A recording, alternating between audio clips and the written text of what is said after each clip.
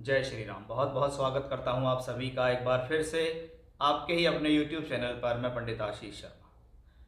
शनि गुरु का महामिलन, ये हमारा आज का खास विषय है और इस खास विषय को बहुत ही बारीकी से, बहुत ही गहराई से मैं आपको समझाने की कोशिश करूंगा कि जितने भी ज्योतिष प्रेमी हैं, जिनका ज्योतिष में विश्वास है, जो जानते हैं कि ग्रहों का कुछ ना कुछ चमत्कार, ग्रहों की लीला जीवन में चलती है, उनके लिए ये वीडियो बहुत ज़्यादा खास होने वाला है। शनि गुरु का महामिलन यानी हमारा जो आज का टॉपिक है, पहली बात तो राशि के आधार पर है कि आपकी राशि से आप इसको देखेंगे। दूसरा, यहाँ शनि और गुरु से संबंधित पूर्ण जानकारी मैं आपको दूंगा कि 6 अप्रैल 2024 से 6 अप्रैल 2025 के बीच में शनि गुरु का महामिलन मैं क्यों कह रहा हूँ। देखिए, शनि का पूर्वी भाद्रपद नक्षत्र में गोचर होने जा रहा है 6 अप्रैल को, और शनि देव वर्तमान में कुंभ राशि में गोचर कर रहे हैं। और कुंभ राशि का अंतिम नक्षत्र, या कह सकते हैं कुंभ राशि के अंतिम जो 3 चरण होते हैं वो पूर्वी भाद्रपद नक्षत्र के होते हैं। और पूर्वी भाद्रपद नक्षत्र के अंदर शनि का गोचर 1 वर्ष तक ही रहेगा लगभग, यानी पूरे 365 दिन। अब शनि का जो नक्षत्र संचार है कुंभ राशि में रहते हुए वो बृहस्पति के पूर्वी भाद्रपद नक्षत्र में होगा। अब जब शनि बृहस्पति के नक्षत्र में जाएंगे तो शनि के खुद के अपने कारकत्व हैं और बृहस्पति के खुद के अपने कारकत्व हैं, ये दोनों मिलकर काम करेंगे। इसलिए ये कहलाता है शनि गुरु का महामिलन। कि शनि तो 2023 में भी कुंभ में ही थे, 2024 में भी कुंभ में है। क्या विशेष है कि 23 से बेहतर 24 का शनि क्यों है? उसके पीछे यही है कि शनि गुरु का महामिलन है कि शनि जिनको हम नौकरी से, व्यापार से, श्रम से, कर्म से, कार्य क्षेत्र से, आपके जीवन में हम जो कर्म करते हैं वो कर्म जीवन के किसी भी क्षेत्र का हो, पढ़ाई के लिए, नॉर्मल जीवन के लिए, व्यवहारिकता के लिए, सामाजिकता के लिए, नौकरी के लिए, व्यापार के लिए, धन कमाने के लिए, हम जो भी कर्म करते हैं उस कर्मों का फल देने की जिम्मेदारी शनि की है। इसलिए कहा जाता है कि आज अगर आपने अच्छे कर्म किए तो भविष्य में आपको फूल मिलेंगे, फल मिलेंगे, और आज आपने खराब कर्म किए तो आप ये जान दीजिए कि भविष्य में आपको उसका लेखा जोखा देना पड़ेगा। अब ये तो हुआ शनि। अब शनि की क्या है, शनि का एक प्रॉब्लम है कि शनि अगर अच्छे ग्रहों से संबंध बनाता है तो ये व्यक्ति को राइज करा देता है कि अब उसका कर्म ठीक दिशा में चलना शुरू हो जाता है। अब शनि अगर बुरे लोगों के साथ उठना बैठना हो जाए तो उसके कर्मों में गिरावट आनी शुरू हो जाती है। अब शनि का मिलन हो रहा है गुरु से। गुरु कौन है? काल पुरुष का भाग्येश है, 5 स्थानों का कारक है कि धन का कारक, शिक्षा विद्या संतान का कारक, विवाह से संबंधित स्थितियों को देने वाला, भाग्य, कर्म और लाभ, इन सब पर अधिकार रखने वाला ग्रह कौन है? गुरु है। अब शनि जब गुरु के नक्षत्र के अंदर जाएंगे तो वो कैसा फल देंगे, क्योंकि अब यहाँ 2 ग्रहों का कारकत्व आपस में मिलता दिखाई दे रहा है। इससे पहले शनि किसके नक्षत्र में थे? राहु के नक्षत्र में। और शनि राहु की युति तो वैसे ही बदनाम है। अब शनि जब राहु के नक्षत्र में जाते हैं तो उस दौरान प्रॉब्लम्स होती हैं, लेकिन जब शनि गुरु के नक्षत्र में जाते हैं तो ये पूर्वी भाद्रपद नक्षत्र है। क्या है पूर्वी भाद्रपद? पूरकता का प्रतीक है, सफलता का प्रतीक। किसी भी कार्य की पूर्णता या संपन्नता पूर्वी भाद्रपद नक्षत्र में आती है। जब कभी आप पूर्वी भाद्रपद नक्षत्र के बारे में पढ़ेंगे तो आपको पता लगेगा कि भी ये पूर्वी भाद्रपद नक्षत्र है, ये क्यों बृहस्पति से संबंधित है, क्यों इसका जीवन में कुछ फायदा होने वाला है। तो उसी विषय को मैं आज लेके आ रहा हूं कि जब शनि पूरकता के नक्षत्र पूर्वी भाद्रपद नक्षत्र में जाएंगे तो 2024-25 के अंदर शनि का गोचर किस राशि में है, किन नक्षत्र में है, और उसका आपके जीवन में यानी आपकी राशि विशेष पर क्या प्रभाव होने वाला है, वो सब मैं आपको यहाँ बताने जा रहा हूँ। यानी सबसे पहले इंट्रोडक्शन को आप जान लीजिए कि एक्चुअली हम इस वीडियो में बताने वाले क्या हैं। जब आप इंट्रोडक्शन को समझते हैं तभी आप चीज़ों को समझते हैं। कुछ लोग वीडियो स्किप करके आगे बढ़ा देते हैं, फिर बाद में उनके कमेंट्स आते हैं, फिर वो इसका मतलब है उन्होंने वो वीडियो सुनी ही नहीं, छोड़ छोड़ के सुनी, उसका कोई फ़ायदा नहीं है। इसलिए समय दीजिए तो पूरा दीजिए, अदरवाइज वीडियो बिल्कुल मत देखिए। अब मैं आपको बताऊंगा कि आपकी राशि विशेष पे जब शनि का नक्षत्र संचार पूर्वी भाद्रपद नक्षत्र में जाता है तो वो आपको क्या फल देगा आने वाले 365 दिन के अंदर। शनि गुरु की ये विशेष जानकारी शायद ही आपको कोई बताएगा, इसलिए आप इसको ध्यान से सुनिए और समझिए, जिससे आपको कुछ लाभ मिल सके। समझने की कोशिश करते हैं कि मेष राशि के जातकों के लिए ये जो शनि गुरु का जो ट्रांजिट है ये कैसे फल देगा, यानी जब शनि गुरु के नक्षत्र में गोचर करेंगे तो क्या होने वाला। देखिए, वर्ष 2024 के अंदर एक सबसे अच्छी घटना घटेगी 1 मई 2024 को।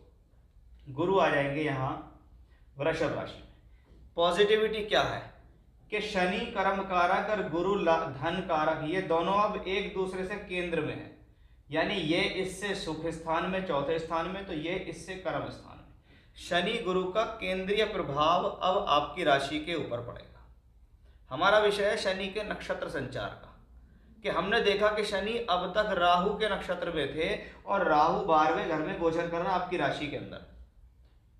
अब शनि प्लेनेट तो कर्म कारक है, वो राहु के नक्षत्र में, राहु 12वें घर में, इसलिए अक्टूबर के महीने से आया राहु मीन राशि में, और जैसे ही शनि ने उसके नक्षत्र में प्रवेश किया तो वो प्रॉब्लम्स को बढ़ा दी, प्रोफेशनल लाइफ को स्ट्रगल में बदल दिया, प्रोफेशनल लाइफ के अंदर संघर्ष दे दिया, गलत फैसले दिला दिए, नुकसान दिला दिया। लेकिन अब वो पूरी तरीके से राहु से मुक्त हो जाएंगे। अब वो आएंगे बृहस्पति के नक्षत्र में। कौन है बृहस्पति? बृहस्पति जो कि आपकी राशि से भाग्येश है और आपकी राशि से द्वादशेश है। यानी बृहस्पति कौन है? भाग्य को देने वाला प्लैनेट।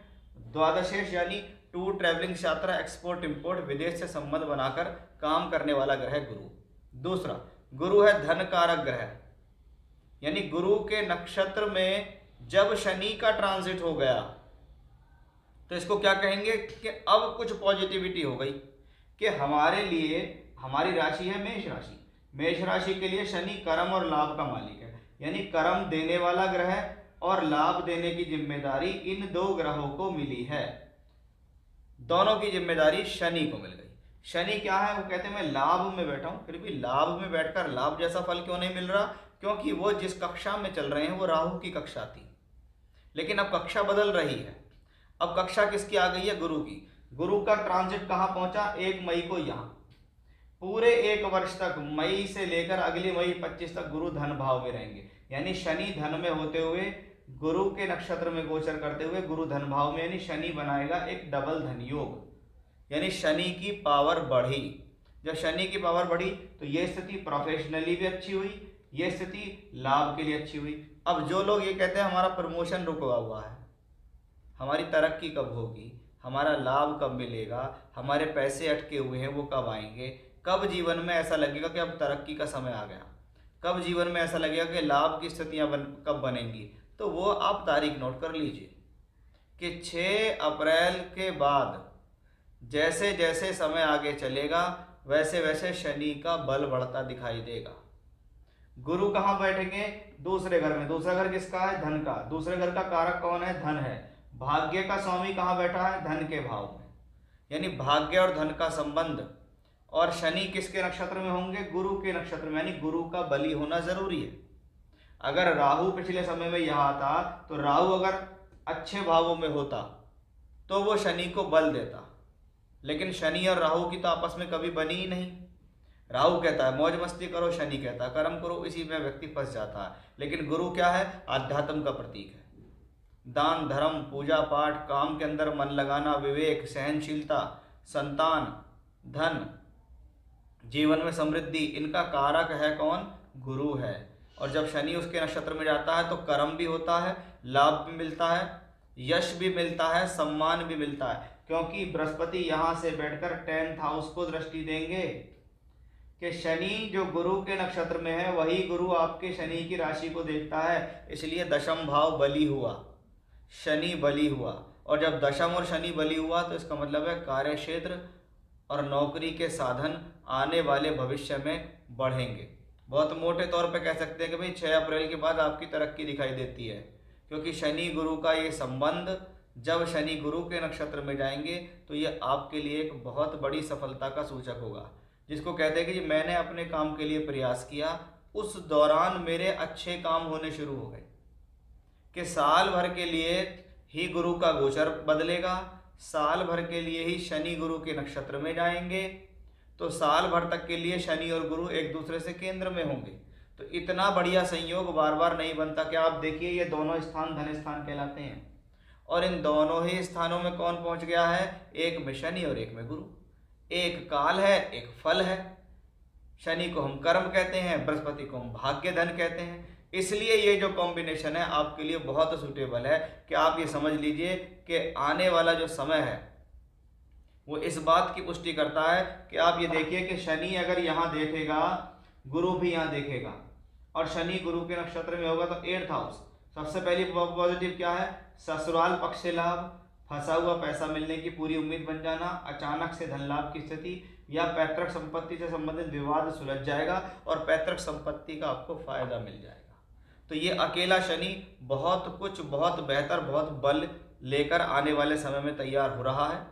तो मेष राशि के जातकों, आपके लिए बहुत अच्छी शुरुआत होने वाली है 6 अप्रैल से, और आप देखिएगा जैसे जैसे समय आगे बढ़ेगा वैसे वैसे स्थिति आपकी सकारात्मक पॉजिटिव होती चली जाएगी। जय श्री राम।